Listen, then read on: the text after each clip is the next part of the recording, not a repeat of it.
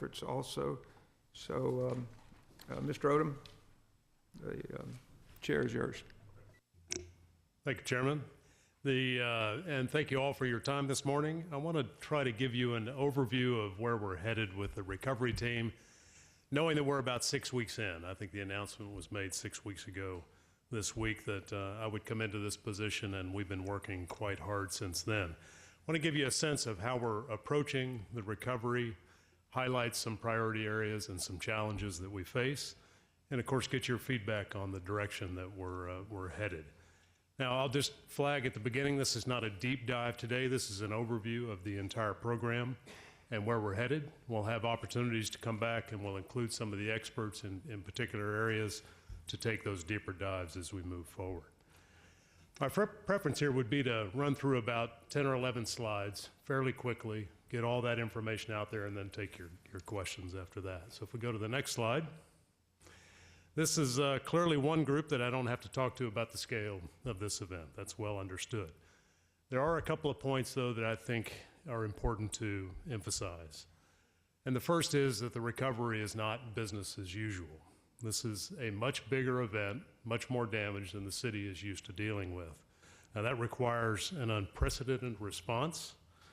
It's a response that's going to be loaded with uncertainty as you think about things like funding and the timing of funding coming from the federal government and other sources. And it's absolutely a marathon. When you think about the long-term recovery picture, when you think about the future view of resilience for the city, these are long-term matters. Another point I'd make is that this was a devastating event for many, many people. But it's also something that's somewhat in the past for maybe even a majority of those in Houston. So you have this weird dichotomy in my mind of people that see it as something that was done and it's out of sight, out of mind, and others that are still completely devastated. I was reading an article in the New York Times last week, and I think the comment was Houston has recovered much quicker than expected. Now, there's some good news side to that, of course, but I worry about that sentiment as well because we're still in the very early stages of helping, particularly those that fund this effort, what's kind of situation we're in and how much we need. So we pay a lot of attention to a deep understanding of exactly where we are. Finally, of course, Harvey brings the whole topic of resilience front and center. At a minimum, that's the big flood mitigation projects like the governor mentioned in the article this morning. But it's also the decisions that we're going to make around how and what we rebuild in the city. So let's go to slide 4. Wanted to give you just a quick look at how we've organized the recovery team. Now, early on, we made a couple of explicit decisions about this team, and I'll share those with you. The first, think of these as principles. The first was that we were not going to duplicate the city structure.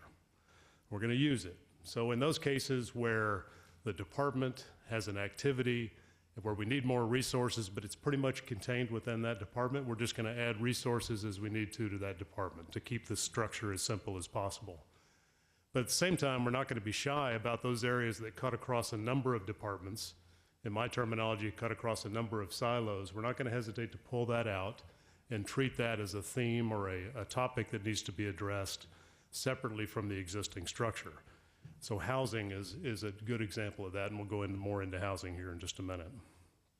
The second principle is we want to utilize experience from previous disasters. So we brought people in like Bloomberg Associates who were there for the recovery after Hurricane Sandy and now do pro bono work for other cities. We've had some consulting experience sit with us and help us with these things. We've had a lot of city-to-city contact with cities associated with big disasters. So we're bringing in that experience as we go. Another one you might be interested in is this recovery team. I'd say everything that's in red or blue here is free. And that's by intent. That's by intent. I mean, and I know, again, all joking aside, that is important to you, and I understand why. We're doing this with city employees, with volunteers, with loaned executives from corporations, and anywhere else we can find people that fit that category. Now, that's still aspirational. We haven't filled every box. We may need some resources, but that's our direction. Another principle is that this team is responsible for coordinating across jurisdictions. Now, obviously, the mayor and you, everybody's involved in that, but we wanted that to be a primary activity of this team to work with the county, with the state, common advocacy to the federal government and so forth, so really working with everyone. And the last one I'll mention is collaboration with key externals. Externals in my mind are the nonprofits, they're the big institutions around town, they're the thought leaders in town. This is about bringing as much of the community together as possible in aligning the decisions that we're making and having this really be a community effort. Now, we'll highlight a couple of the boxes and a couple of people that are on this chart. There's 4 large buckets or portfolios of work, and that's the ones that you see there in dark blue. And these are headed by Carol Haddock for city infrastructure and elements of the housing program, Steve Costello for everything resilience, flood mitigation, which of course gets factored into every decision we're going to make as part of this team. Tom McCaslin for the housing topic, but understand again, that integrates elements of Public Works and Engineering, the Resilience Group, as well as his housing group and several others. And the other box that you see there it's titled NRP, that's Neighborhood Restoration Program. So I'm going to tell you a little bit more about that here in just a minute. You also see a number of functional roles there, which I'm not going to go through. If you don't see a name in the box, that means that's one we're still looking to fill, and we're in active discussions on those. Importantly, I should direct your eyes to the bottom of this chart, which is the long gray bar there at the bottom. It says contractors and consultants as needed, and there will be a lot. And I'm going to come to a chart here in a minute that will show you an estimate of when those requests will start to come to you, but they will be in the order of magnitude of tens and hundreds of millions of dollars. That's the type of people and the magnitude it takes to spend billions of dollars very well in a recovery scenario. But these are reimbursable costs, and that's of course critical to the story. Okay, next slide. Now, we could fill 10 of these meetings, I think, with the various work streams that are being executed by the team as we speak. But there are really 4 major priority areas that I thought I would try to discuss today: housing, city infrastructure and facilities, flood mitigation infrastructure, and revitalizing small business. Now, you may notice I didn't mention debris in that topic. And this is an important example to me. There's a good reason why I didn't mention it. Harry and the solid waste department are doing an excellent job of managing debris. There's absolutely no reason for me or the recovery team to get involved in that activity, other than to make sure he gets the funding and the other elements that he needs. So that's something we just leave alone, and I wanted to make that clear. Okay, let's take a deeper dive into some of these. Next slide, you'll see some details around housing. A couple of comments on the housing piece. Our approach, of course, includes both single and multifamily structures. Now, this in particular is going to require a very large contracted workforce. And that workforce is going to be focused on damage assessment, on program management, on case management down to the home or family level, and construction management of actually implementing the hammer and nails type work. Now, we're going to be developing housing options on a very granular basis, and those options are going to incorporate the damage from Harvey, the history of flooding in the area, the floodplain designation for that particular area, and we have decisions to make around, do we use the 100-year floodplain, do we use the 500-year floodplain, and you understand the implications of those, as well as the mitigation options that can be funded and put in place to reduce or prevent flooding. It also includes following a family or an individual from where they are to where they end up. It's not just about fixing structures, it's about watching people, being close to people, and helping them to end up in the right place. Now, the need here is very large, but we still need to get more clarity around the scale of that need. If you look at the standard tools that the federal government will use to allocate funds, it's things like the FEMA individual assistance claims that come in. Those claims have a significant potential to underestimate the need of Texas, let's say in this case, relative to Florida. There's a big difference between wind damage and flood damage. Both might just be represented by one call, but very different types of damage and different value assessments. So this damage assessment that we're doing across the city is extremely important to the money that we ultimately receive as a city. And the data that's typically used also potentially underestimates the impact on multifamily homes, apartment blocks, and that type of thing. So we're paying close attention to that as well. The funding, I think you all are pretty clear on all of this. There's a couple of sources of funding, but the main funding source will be HUD CDBG funds. But I think the point I really want to make here is that we're asking for a direct allocation of those funds from HUD to the city of Houston. Now, the reason why we're asking for that and the reason we feel like we should ask for that is the city has and is building the capability to execute a program like this very well. It doesn't need additional oversight from the state or from other entities. And we think this will allow for a quicker application of the dollars to the people that really need it. We should know, I think, whether or not we'll be able to achieve a direct allocation from HUD probably by the end of the year. Okay, let's go to the next slide, which is city infrastructure and facilities. Just maybe one point about our approach. The damage assessments are currently in progress. That's going well. That's done in conjunction with FEMA. I don't have any issues with that activity at the moment. I would characterize for you, though, that the damage that's being assessed, the infrastructure that's been damaged, probably splits on the order of 75-25 between what I would call standard repairs. You simply just put the money into it and put back in place what was there before, and 25% for those things that really need a different solution. And here you think of some of our water plant infrastructure. You could think of the Reasoner building. Just fixing it and putting it back in place just puts it right back in harm's way, and the next time there's a flood, the same thing's going to happen. So the reason why the recovery team is going to pay extra special attention to those 25% is what we really should try to do is to get additional funding from FEMA and other sources to fix those the right way. That may mean moving to a different location. It's going to cost more incremental money in this round to get that right solution. And that's a negotiation with FEMA that has to take place. It has to be a very professional, well-informed negotiation. So that's part of the effort of this team. The scale of damage has already been assessed in the billions, and there's a lot of assessment still to go. Something I call your attention to is what we call latent damage. So damage that you can't see, but there's pretty good indication from other storms and just what we know about engineering that damage that you can't see is still there. So think about the number of roads, for example, that we had underwater, under quite a bit of water. The history would tell you there'll be sinkholes and other things that will show up over time. There is a way to estimate that. There's a way to request funding for that. So that is going to be part of the funding assessment. Funds come from a number of different places, primarily FEMA.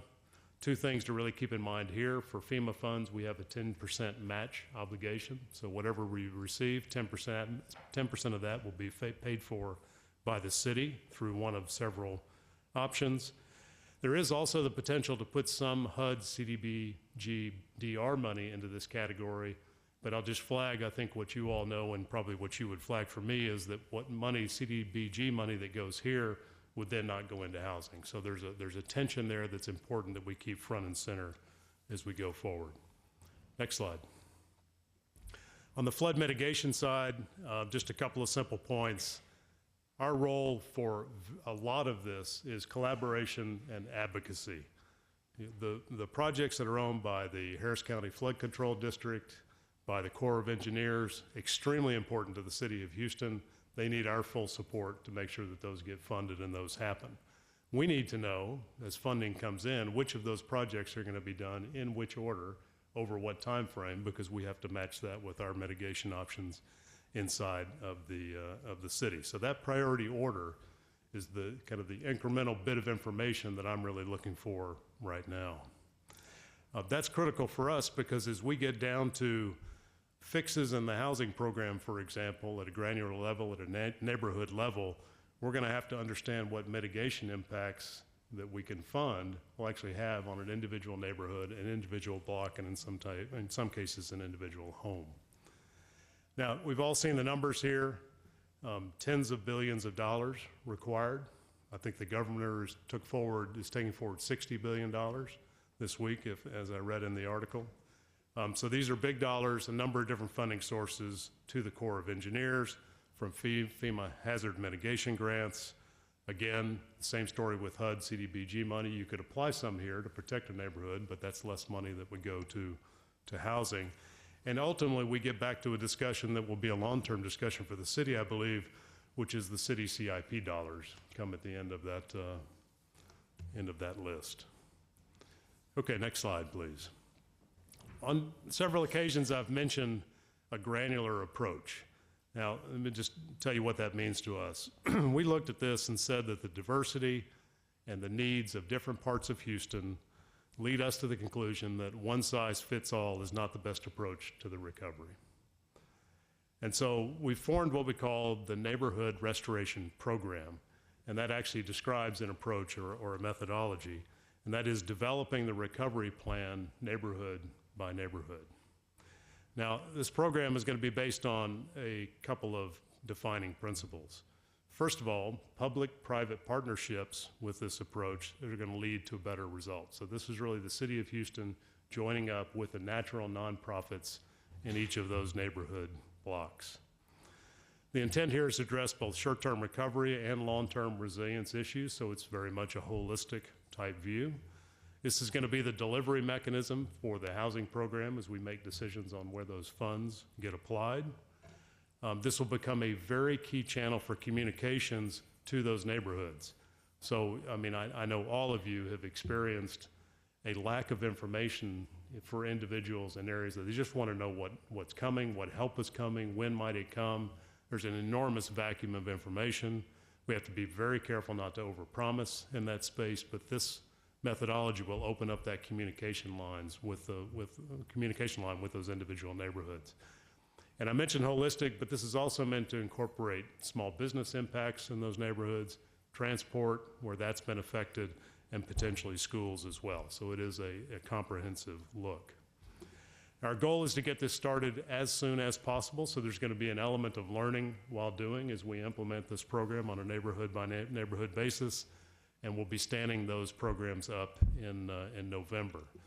You saw in the organization chart, I'm still looking for somebody to run this program from a high level from my team, but it will be co-led on an operational level by Takasha Francis from the city of Houston and Amanda Tim from the nonprofit side. I think for maybe a final comment here, I think for many this is going to become the face of the recovery. This is what they'll remember about the recovery and have a lasting impact. There's an item related to that. Let's go to the next slide that I think also has the potential. Next slide, please. There you go. Also has the potential to be a branding element and a very important element of this recovery. So think about this as a campaign type approach. And simply put, what we want to have is the largest ever volunteer program. And I mean ever. I've done a little bit of research, not finished with it yet, but as I think about every volunteer program across this country, and maybe even broader than that, we want this to be bigger than any of those. It builds on a very strong spirit of volunteerism in Houston, which we've all seen and we see continuously. It's a citywide program. It's a multi-month program, so think about 6 months, maybe even longer if we can maintain that energy. It will be very efficiently organized on a neighborhood by neighborhood basis, using the Neighborhood Restoration Program as the avenue to help deliver that and identify the needs in each specific neighborhood. It'll involve all sources of volunteers, individuals, nonprofits, faith-based companies. We want everybody in on this game. Well, you probably would imagine because you're getting the same thing, but the number of calls that I get from people and these kind of entities I just mentioned that want to help is overwhelming. One of the challenges is we don't know exactly where to direct them. This will give us that avenue to help put that support into place. And of course, it'll be focused on housing and resiliency projects. I think the result of this is that we will have a huge impact and we will target the highest need neighborhoods in our city. It will ensure, very importantly, that we get the full offset that's available to our obligation to match FEMA funds that are delivered to the city. So volunteer hours can be used to offset some of that. We'll make sure that we get 100% return on that opportunity. The other thing that we plan to do once we get this a little bit better organized is I want to go back to FEMA and say, you know, you allow us to offset the match for categories A and B. What about a broader set of categories? If we can really show that we can demonstrate this magnitude of impact, perhaps FEMA will offset more of that match obligation, so we'll try for that. And it's also, of course, a very important part of our HUD action plan, our housing action plan, which has an influence on, do we get a direct allocation? How much money do we get? HUD wants to really understand what are our capabilities and our ideas on how to stretch those housing dollars for the maximum impact. So this is a way to do that. Next statement's going to be pretty ambitious. We'd like to be able to kick this off during the holidays and have this up and running as we get into 2018. I'll have to give it a fair assessment still with some information to be gained as to whether or not we can do that, but that's the plan. Okay, the next slide is up, and I want to highlight a couple of key challenges for us before we go into to questions. One I've alluded to a couple of times, and that is the uncertainty of funding. We all know there's a huge need, and I think we all absolutely know already there won't be enough money to do everything, which means there will be choices that have to be made, which means the policy frameworks that include socioeconomic factors, damage history, mitigation, really complex policy matrices will be important to have and to get in place as quickly as possible, so we're working on that. And also modeling capabilities to understand the impact of the decisions we made. This is something that we've learned from some of the city-to-city contact. There was an early commitment after Sandy to say, we're going to elevate all these homes that got flooded of a certain category in a certain area. I don't know that anyone that realized when they made that decision that was a $1 billion commitment, which meant that's where that money's going. It took away some of the choices of where other money could go or where that money could go to other places. So we want to be very careful about and mindful about those by modeling these kind of decisions before we make them in a final sense. If you look at the centerpiece here, there's a lot of sources of funding. We focus on FEMA, we focus on HUD. There's probably 10 to 15 other categories that matter, and I just want you to know that this team is chasing all of those. It includes the Department of Transportation, U.S. Department of Agriculture. It includes tax incentives. There's just a vast array of potential benefits. Too much to go through, but I want you to know that we're working those very hard. And I think if you go to the right-hand side here, the other one that this committee will be particularly wary of and needs to be aware of is the timing, the potential mismatch between the sources and the uses of funds. Is there a point in time or multiple points in time in this recovery where the spending is going out faster than the money is coming in from the federal government?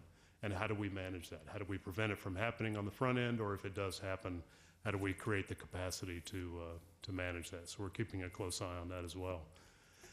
The next slide is something I just wanted, this is really a heads up for this committee in particular, because I think it's important to start to flag what's coming your way. So I mentioned these tens and hundreds of millions of dollars in contracted resources. RFPs are starting to go out the door for some of these programs around housing, program management, case management, construction, around the city infrastructure and other areas. Soon those will come back, they'll get evaluated, we'll bring them to the City Council for approval. That will probably start in earnest in December, when you will start to see them for approval in December. And I know there's an awareness building process between now and then, so we'll work that as well. But I want you to be clear that we'll be asking for tens and hundreds of millions of dollars in the coming months, but that will be tied to reimbursable costs. So it's a heads up. Next and last slide. I had a conversation with one of the council members, and a terrific question was asked, which is, what does success look like? And that's a really important question to answer, and it's not one I'm going to try to answer yet for you today, but I put up here the categories I think where there will be some element of detail or definition under each of those categories. And I think we also need to peg it to a time period. You know, I could talk about what does success look like in the long-term recovery, and we're talking 10 years out, and nobody feels very close to what it takes to make that happen. I think what we'll do is we'll say, what does success look like a year from now? Put some definition behind that. We'll bring that back to you, And that's what we'll really monitor ourselves against over the next year. So that's a piece being worked. Let me stop there and see if you have any questions I can answer. Thank you, Mr. Odum. I'll hold a few comments and go straight to Councilmember Robinson. Thank you, Chair. Mr. Odum, first let me say thank you very much. I think your presentation is really encouraging to me. Your knowledge, comprehensive discussion this morning is touching on all the notes I've been taking pretty carefully on this issue. And if your team in the back could shift to slide number 4 that shows the team, that structure I find really solid just in terms of your direct rapport with our mayor and his vision, encouraged by the message that he's been delivering as such a strong leader for us in this recovery effort. But with you as the Chief Recovering Officer, I'd like to just mention that I've heard again his appeal to us that we no longer do any funding for failure, which is a line that he's been saying out loud. And I think it resonates again with the notion that we're not making some of the same mistakes. We're learning from that. And I think your experience in what you've brought to us today is a real sign of encouragement for that. So if I could point to a couple of the gaps that you've referred to, let me say the neighborhood restoration program sounds wonderful. And I think the timeline and your introduction of the concept today is solid in what I know from personal experience, both with Takasha Francis and the Department of Neighborhoods that you mentioned, and potentially that CIP process that you referred to in a later slide. How that, along with the Rebuild Houston program, as well as the Complete Communities agenda that the mayor has introduced, suffered a little gap in the schedule because of Harvey, but now, as evidenced with a huge meeting last night, is now clearly fully underway. And I'd love to meet with you shortly after I do get back from Washington. Thanks for acknowledging that, Chair. About a couple of key pieces. But let me just mention out loud, Sure. An important player in that conversation is the Super Neighborhood Alliance. It's a group I'm confident you're aware of already, Yes. but it is something that is written into Chapter 33, the charter of our city, and represents the 88 geographical territories within the city of Houston. So I want to speak with you about that and perhaps ways of introducing them to the topic. And then, again, confident with all of those mentioned along this list, so thanks for putting this together. All the way to the right, if you would, on the strategic planning lead, I got to say, you know, kudos on that one. You used the word clarity about a number of these processes and your understanding of the layers, the multi-pronged federal authorities having not only jurisdictional authority, but dollars, specific buckets that we're going for, and me today on my mission. I know that is not about hurricane relief, and it's not about recovery. It is about planning. It's coastal spine related and future forward looking to avoid the next big storm that could truly devastate this region.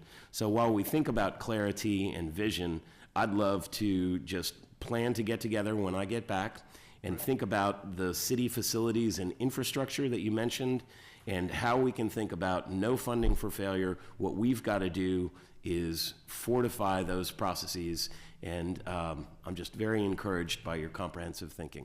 Terrific. Thank you. We're well aligned. Councilmember Green. Thank you, Mr. Chair. Good morning, Mr. Odum.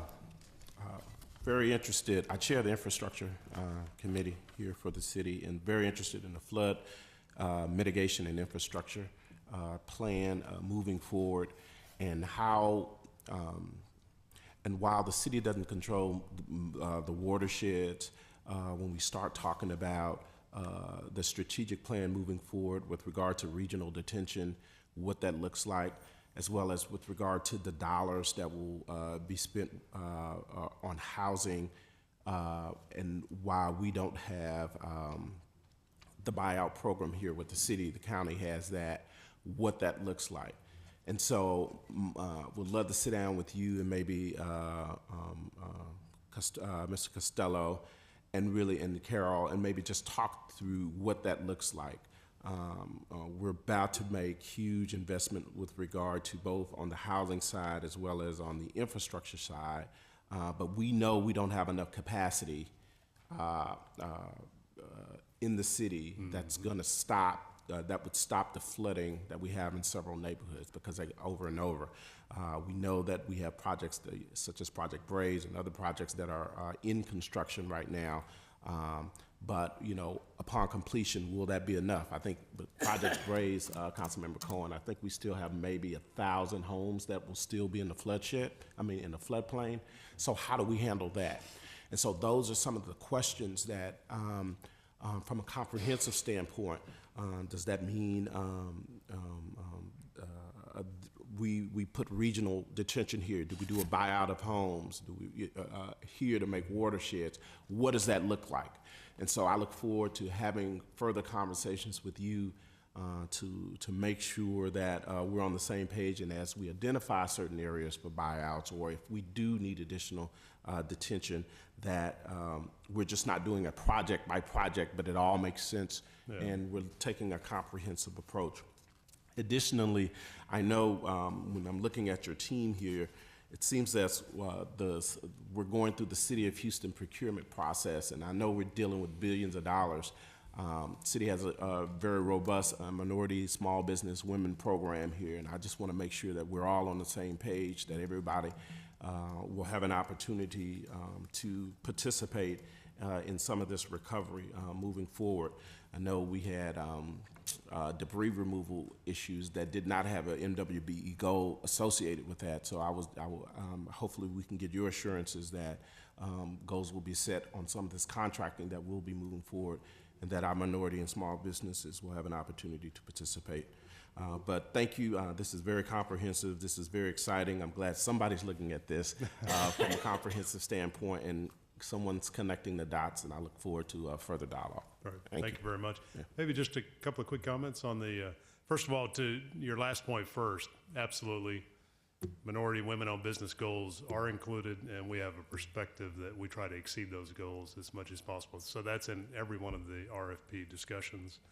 I think on the flood mitigation, the big projects, maybe the one thing, there's a lot of people working on it. I think we're all generally aligned. There's another level of specificity that I'm really after, which is, and this is from the state, from the county, and from ourselves as well, is first of all, clearly the full court press to get the money.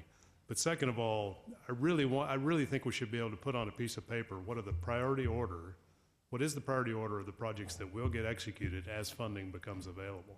It's not sufficient just to have them all in a big basket, because we need to tie other projects to those to get to your questions that are more specific about neighborhoods and homes and that level. So that's the specificity we'll be pushing for.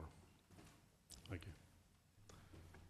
Thank you. I think that's one of the good attributes that you have, Mr. Odum, is you spend a good time listening. You know, you didn't jump out there and just orate about how we're going to do this or that. And as you can hear from city council members, and each one has areas of expertise that the listening skills will benefit from that, because they have individual expertise areas, but they truly care about the neighborhoods and the people in the city. So I think we've got a good team at this moment of time. So, but you've been a good listener and obviously put it to very organizational skills here. Vice Chair Edwards. Thank you, Chairman, and thank you. Should I call you Chief Recovery Officer, Odum? You know, I'll answer almost anything. So it's, But thank you for your detailed presentation. I thought it hit on really a lot of the open questions that a lot of us would have as leaders, and so I appreciate your thoughtfulness in your presentation. I do have a couple of questions that I want to make sure we cover. You talked a little bit about the under the housing prong, having a plan that is going to be set forth in coordination with the neighborhood public-private partnership engagement. Do you have a sense of what the timing is on producing a comprehensive plan for housing for purposes of the recovery? So it will take, well, first of all, let me just mention that this public-private partnership and the NRP, Neighborhood Restoration Program approach, looking for quick implementation of that. So literally over the next, month to 6 weeks, that's a resource challenge because we have to have enough people to be connected to each neighborhood to run that program. But we're making good progress in definition of the neighborhoods in the comprehensive way that was mentioned earlier. And then also identifying the natural nonprofits that want to be our partners in each of those neighborhoods. So I think good progress there. The housing plan itself, which hinges on the policy matrix that I talked about and our modeling capability to understand the impact of the decisions we're making, is probably still several months away, I would say. I say that, not definitively, but I say it from the point of view of this is of such a different scale. There's a tremendous amount of expertise, particularly in Tom McCaslin and part of his group. But this is going to require bringing in some external resources to just, work the magnitude of the issues that have to be worked through there. So at the front end, it's driven by our procurement process. So once we get that program management group in to help us with that, then we'll be off and running. And that's probably still about 6 weeks away, I would guess. Okay. And then a second question, if I have time still. You talked about the need for the direct allocation to administer the housing dollars, the CDBG dollars, that also can be used for other recovery purposes, but housing is a primary purpose for that. Is there an ask? Should we as council members be making asks, or is there something that we can do to help further that? And one of the conversations I've had, I heard someone mention that in years past, residents even have mobilized and made asks of the federal government or whatever levels of government. I'm curious if at this point, are you prepared, or are we in a position to be making any particular asks as a body or as individuals? I think it's a terrific question. So the answer is yes. I will tell you that, we're working the process through the formal channels, so through the state and through the GLO and others, and of course with HUD directly in Washington. To understand, this is not about, mine versus yours. This is about effectiveness of the program. So I think that, everyone on the council who's interested, thinking about who they can talk to with a consistent message of the idea here is that the city of Houston has the capability and the resources and is building even a larger and stronger team as part of this process, can implement this and impact residents in Houston quicker if it has that money allocated directly to it. And I can provide more detail behind that, actually, why don't we provide an advocacy page, if you will? That would be great. That's what we'll do. But the answer is yes, we need that support. Thank you. Councilmember Startup. Thank you. I think that your presentation gave me much more confidence in the process and moving forward. I think, from a corporate business approach and moving forward, my concern is that, the political wind can move, good hearts and good people in directions that, we need to make sure we're looking at all parts of the city and making sure that everyone is included in this process. And, we look at Addicks Dam in my district, and the sheet flow is coming from the northwest and going to the Gulf. Everything is moving that direction from north, so there's opportunities within the city, but there's also opportunities to stop and retain the water and to lessen the impact on the city. So there's all sorts of opportunities that we have ignored because they weren't within our boundaries, or people didn't know they were within our boundaries. I mean, when I hear that, leadership doesn't even know that our city boundaries go that far, that concerns me. Willowbrook is in our territory. The Addicks Dam is in our city limits. These are things that we need to be addressing and moving forward on instead of constantly just putting Band-Aids on. So once again, I appreciate the shovel-ready projects, but we also need to look at those projects that were in the pipeline how many years ago. There's opportunities there. The other part that I'm concerned about is expediting the funds, to move the funds here in a timely fashion and not waiting, as my colleagues have said, since Ike and others, we're still, moving through that process like molasses. I mean, this is ridiculous. These are like you said, these are all our tax dollars.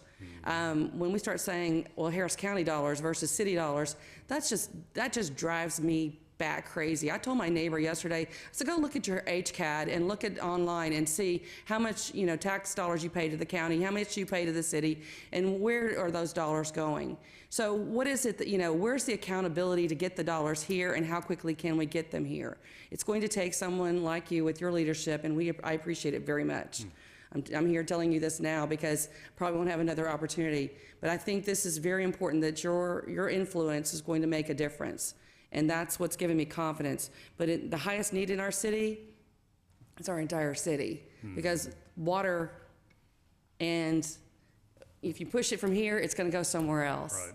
So it has to be a holistic approach, and the watersheds are very important. This has been I'm a native of Spring Branch and native of the city. I care about the people on the other side of I-10. I care about the people on my side of I-10, east side, west side, everywhere. Greens Bayou is in Willowbrook area in my district, everywhere. All my friends and neighbors.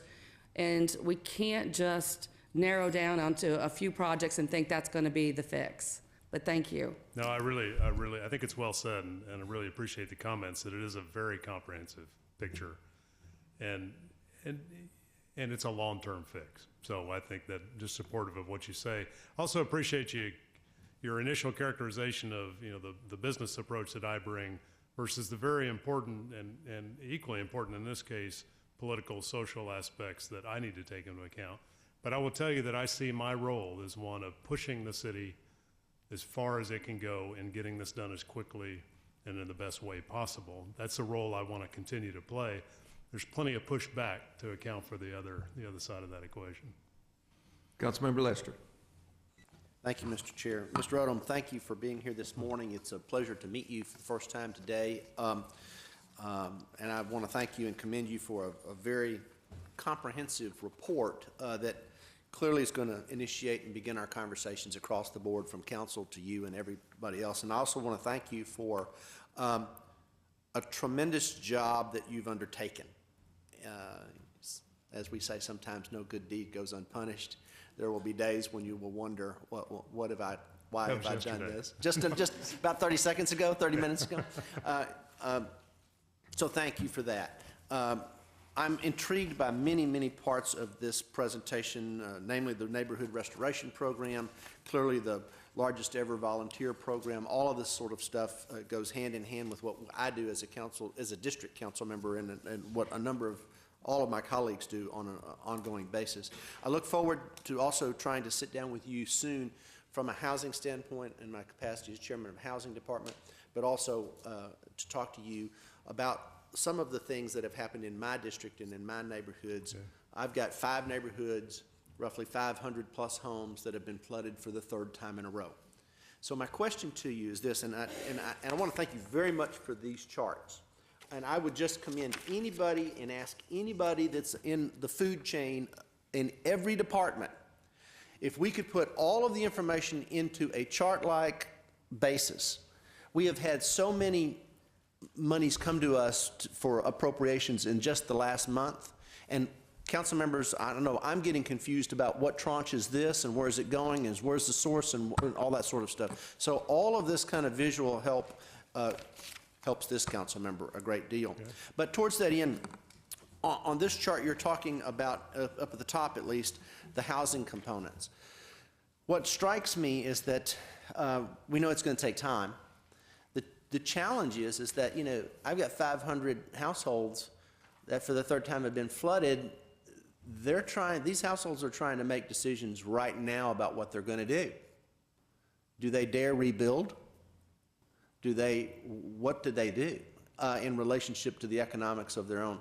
So can you speak to that issue about how we help sustain homeowners in the capacity of where they are until this larger monies come down the pike? Because if my greatest fear is that I'm going to have whole swaths of neighborhood where people are just going to abandon their homes. And that changes the dynamics across the board. Could you speak to that issue, please? I will. I will tell you that there have been several moments in this process where I had to just get away from everybody and think about something for a while. And the mismatch of timing of people's needs and when the help comes is one of those that's just very hard to reconcile. Right. And so what I can tell you is we will move that process absolutely as quickly as possible. But I'll say more than that. But so, for example, to get the people on board to execute a program like this in advance of getting the funding from the federal government, we have to go through a procurement process. I think you should be proud of the team and the people from the city that are represented on this team for moving a procurement process that would have normally taken, I'm going to say, 3 to 6 months, and have that be more like 6 weeks, and continually looking for ways to be even faster in a fully compliant with all local, federal regulations, et cetera.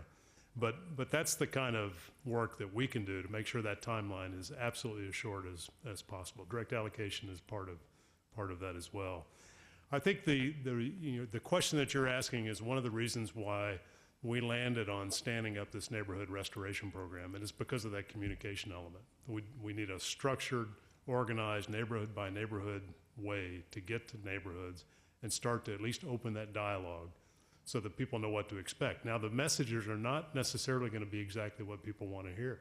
So when you hear that, HUD money starts to become available, into next year, that's a long time to wait, and I recognize that, but at least they start to understand what the process is and when help could be available. At the same time, we can start to share with people for the faster FEMA element of a housing program, rapid repair and that type of thing, some of the FEMA help that can come there and come faster than the HUD program. This communication line will also allow us to help them understand what's available from that perspective.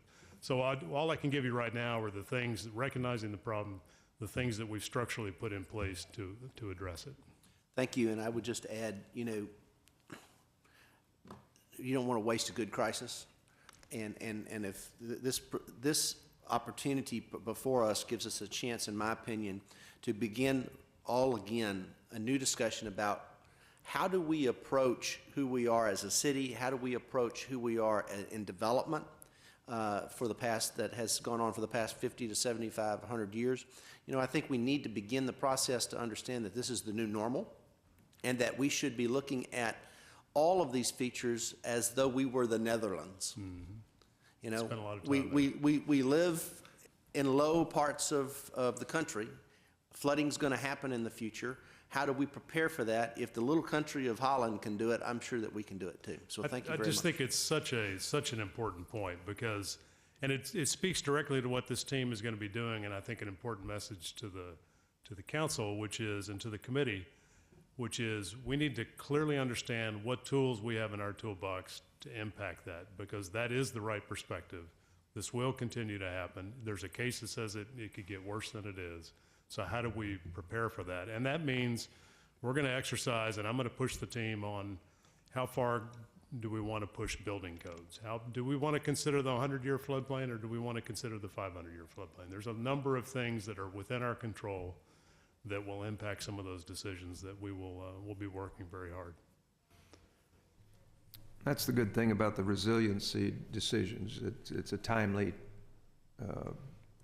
paradigm that it's good to have. Councilmember Cisneros. Thank you. I really enjoyed your presentation. Thank you for all this good information. On your last slide, what does success look like?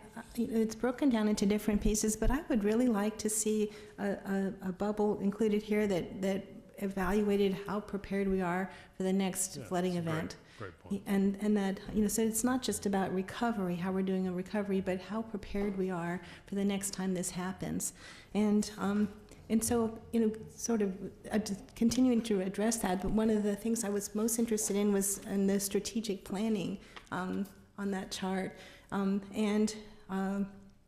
Just how that part of this effort is about being prepared for the next flood event. And one of the things I just learned about recently was a memorandum of understanding that the city of New Orleans had with their school districts to be able to use their buses, the school buses, to evacuate people, and to use designated schools as sites where people could evacuate to, and ahead of time. I know those kinds of things were being negotiated as we were in the middle of a crisis this last time, but to already have that worked out ahead of time, I think that would be a really good effort. The school buses, the intake air is much higher, so that they can go in deeper water. And, people like firefighters are, many of them, are able to drive school buses, but there would be a lot of logistics to work out. But I think as an alternative to like vastly increase, investing in increasing specialized fleet that's just for flooding, this could be a better way to achieve the same thing if we, with partners like, our school districts who could help us with that.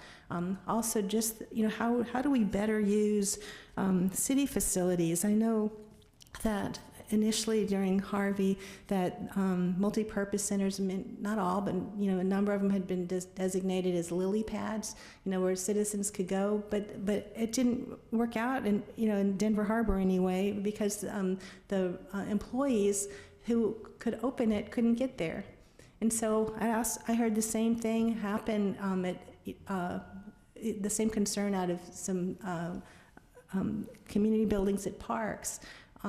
That areas that were flooded in Melrose Park, they didn't have access to bathrooms anymore, and they'd lost that at their homes. There wasn't air conditioning in here. It was a very hot time of year, and people were making their way up to the park thinking there's a community center there, we can go in there, and it was locked. Right. So. And part of that was, and the city was really cooperative with me when I would say we need something opened, and they would come and do that. But it was just temporary, just for a brief time. But how do we think beyond that and maybe have authorized, designated people who can get there, who can open a city building? So people, seniors that need to be out of the heat can do that. People that need a bathroom can do that. So I think there was good intentions, but we didn't have systems in place like that. Terrific, thank you. If I could just respond with a couple of comments. I think the idea, and I'm sorry I couldn't include everything in the presentation, but your concept of we're ready for it next time. Response plans are in place. That's absolutely the orientation of the team. One of the conversations is to use actually this neighborhood restoration program, because it gives us that granular look at neighborhoods to have those plans in place. So as soon as a disaster happens, actually the community knows what to do, knows where to go, knows who to call, and that those systems are supported. I absolutely take the point about the first responder systems and others. That's very high on my list. I've read a number of sort of after action reports from previous disasters where there's probably no less than 150 recommendations that this ought to be done, to help for the next time. And I'm sure I'm wrong, but my sense is that's the kind of report that gets put on a shelf and not necessarily a lot of things happen. So I have an orientation and a vision to deliver something to the city that's probably like 10 or 15 major items on the broader response capability that are clear in what they're asking for. They have an owner, they have a recommended or an approved funding source, and they have a timeline. And I just want it to be that list of 10, maybe 15 items that this is what the city needs to implement as part of the picture that you're painting. Well, I see really a huge opportunity here. I know Councilmember Robinson brought up the super neighborhoods as being a good organizational structure to tap into, but that doesn't work everywhere.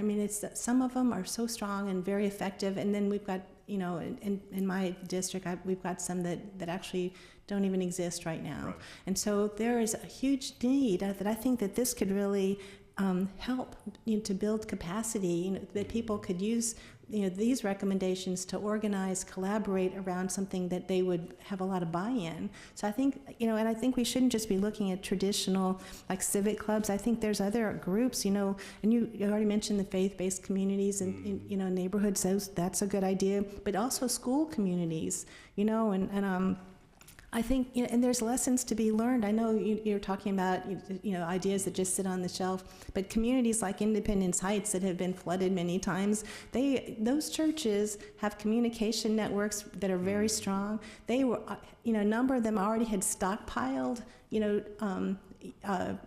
emergency supplies because they knew something could happen, and they were already ready before Harvey ever got there, because if it wasn't Harvey, maybe it would be, another storm. But I think, having that kind of preparedness is really smart, and it's really, it bought them time before others could come in to help.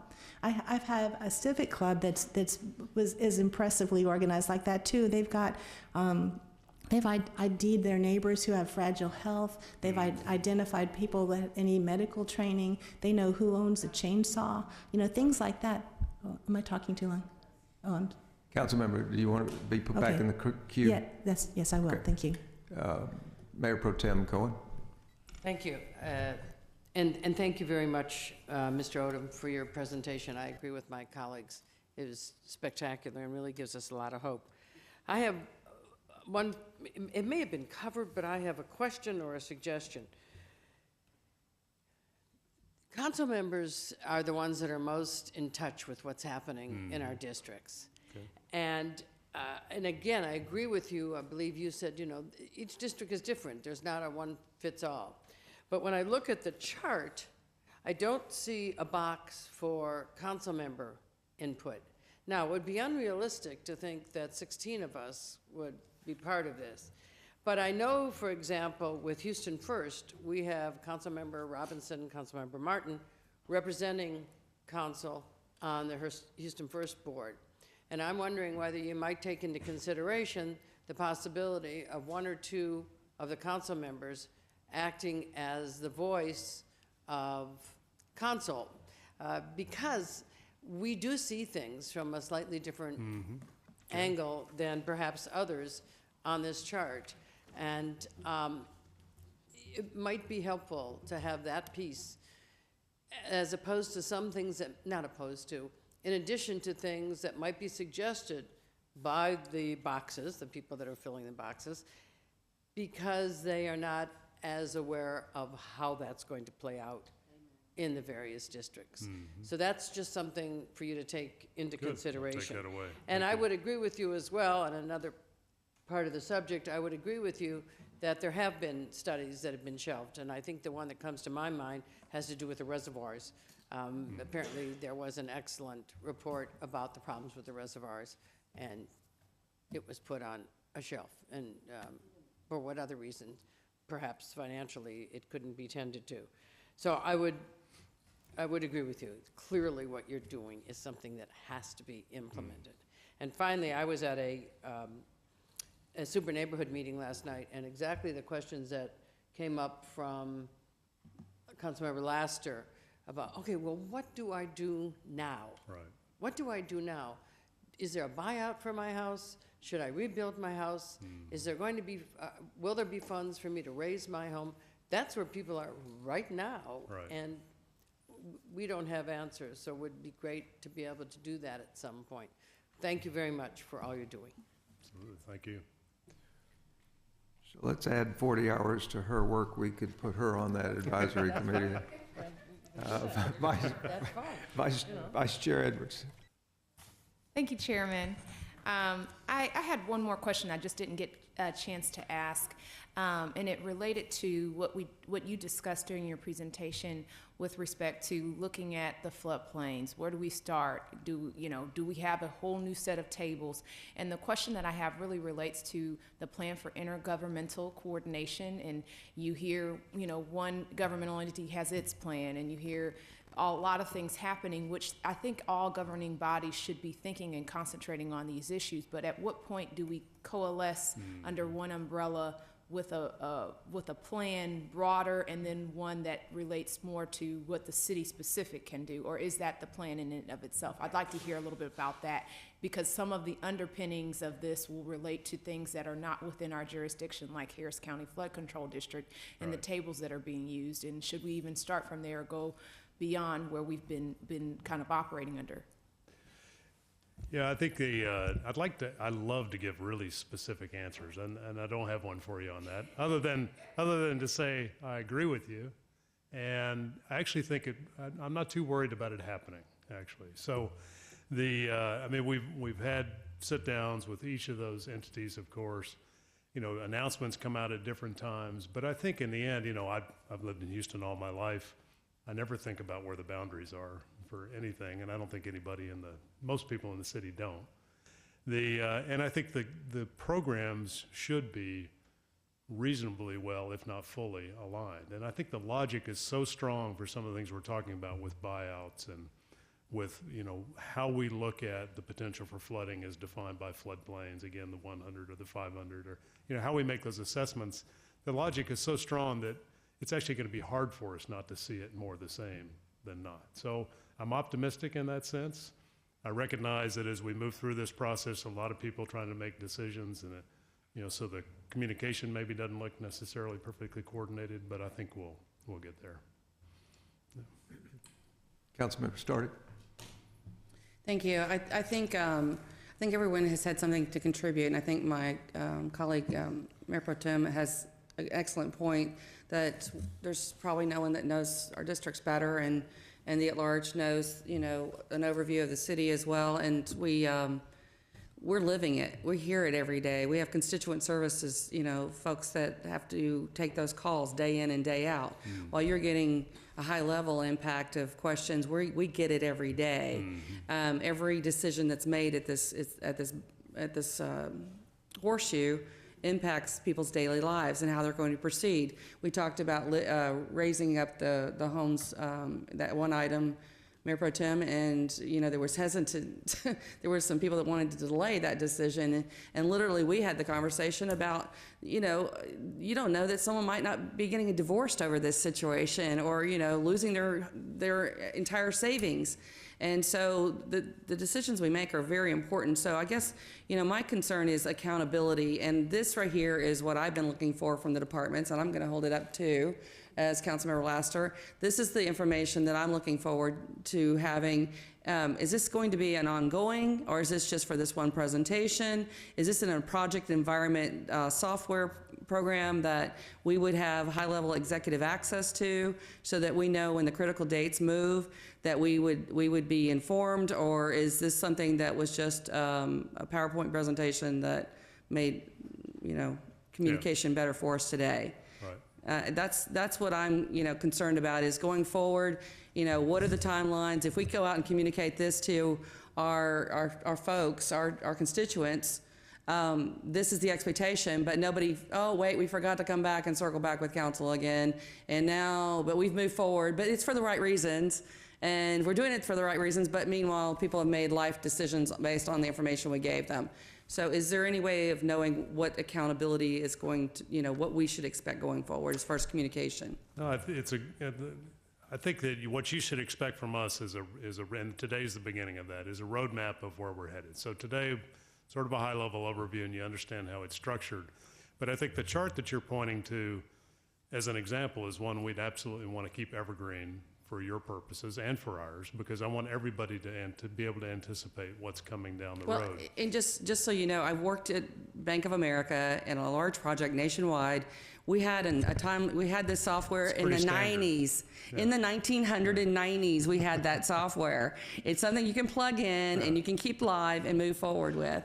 So you're smiling because you know what I'm talking about. This is not rocket science. We will use the simple and the even newer project management tools, and please, you'll be able to track how we're doing on that basis. I think what I didn't take you through was the detailed scorecards that we have for each element of this recovery, which, think about somebody like Carol, who's monitoring it all the way from a very high level of the total infrastructure and where the dollars are coming from and when, and what she has to spend and when, all the way down to where is she on the, the 37 bridges that have to be repaired, where is that in the track?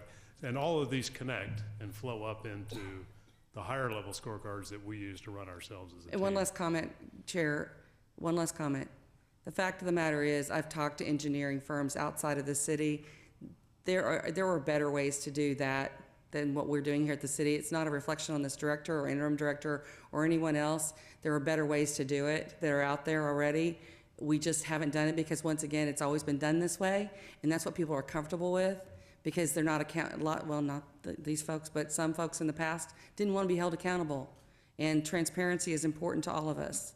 So if you see recommendations there that can be made with your expertise, we truly would appreciate it. Thank you. Thank you. Councilmember Cisneros.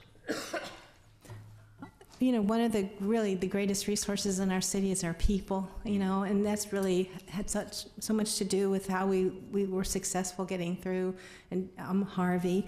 And I just like so much that you've made, you know, volunteers a big part of this, but how it, you know, becomes part of the strategic planning. I just think that we need to continue to get, you know, have lots of opportunities for community input into strategic planning. And wanted to ask you more specifically about that on this chart. I love that that's included here, but there's not a lead. And could you just talk a little bit more about how you envision that, or what else you can share? I can, thank you. And I think you've largely described it actually as part of the question. So you can look at that box for, you know, in the first instance is that we need more capacity thinking about the broader, longer term issues. You know, we're all very focused on getting these pieces set up and running today, which help answer people's questions on what can I do with my home and when and what gets funded and what doesn't. But there's a really important need to be thinking about the bigger picture and the longer term here. So that's what that person will be tasked with doing in conjunction with those of us leading this effort. But it is very much around the long-term resiliency type questions and the long-term preparation type questions. So, you know, I don't want to be too aspirational for where we are in space and time, but you know, this is the person and the group that's asking the question all the way back to what we're doing today of, you know, what do we want to be? What does Houston want to be? What kind of city do we want to be? And how, as part of these recovery efforts, can we move that direction? And so it has a lot to do with the economic vitality and the livability of the city and those type of elements, and trying to work those into the program. But specifically what you raised, the response capabilities, the preparation for disasters, meaning a community knows what to do, where to go, whether it's to the school or whatever, that those plans are in place. That's absolutely part of what our thinking is right now. Yeah, thank you. Yeah. Question from Councilmember Martin's office. Catherine? Good morning, thank you. Councilmember Martin is traveling to Washington, D.C. on a legislative trip to discuss coastal protection in the Galveston Bay and Clear Lake and Port area of Houston, but he wanted me to ask a couple questions on his behalf. So is there a short-term remediation plan for the Kingwood, Atascocita, Huffman areas within the city that were affected by the flooding from the San Jacinto River Authority from their release of water? And is there anyone working with Chancellor Sharp to kind of change the governance and protocol of the San Jacinto River Authority? Has anyone, you know, the state controls the SJRA, and there's nobody on the board that's downstream of the lake. And when the decision was made to basically flood the Kingwood area and that part of the council member's district, there was no downstream voice of reason to kind of protect the residents against that criminal flooding for those areas in the city. Is the state taking any action at all? Is there anything that you can kind of speak to as to what's going on or updates in that regard? I can thank you for the question. I can speak to what our response is and how it fits into the overall program. And you've heard some of this, but first of all, some of your specific questions. So yes, we're coordinating with Chancellor Sharp's team on an ongoing basis, because there's 100 issues that we have in terms of common interest, and so that connection is well made.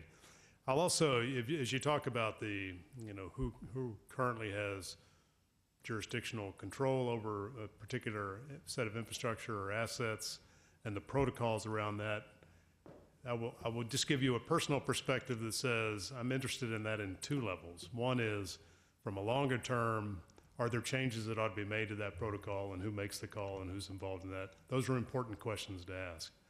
I think there's also an equally important short-term question to ask, which is, within those boundary conditions as they exist today, what can we do? So for the example that you're bringing up with those particular, you know, flood control or flood involved elements, doing the studies to understand exactly what happened, doing the studies to understand what mitigations could be put in place, how difficult are those, and then addressing the question of, now what's the best way to control that and who should be involved. we want that work to happen as well. The stuff that we have direct control over is going to happen more explicitly, that that I could describe to you here. Some of the other will happen through influence and through advocacy. But I think my impression right now is that there's a good understanding that something needs to be done about that, and that those studies in particular really need to take place so that it's understood before you define the answer. Thank you. Just my few notes on this. Stay hand in hand with the county on all these deals. We can do much better together on arriving at these goals. I'm glad you have timelines. President Bush, 43, would always keep an index card in his pocket on what he promised the taxpayers, and he'd check them off, but he would keep that scorecard there all the time.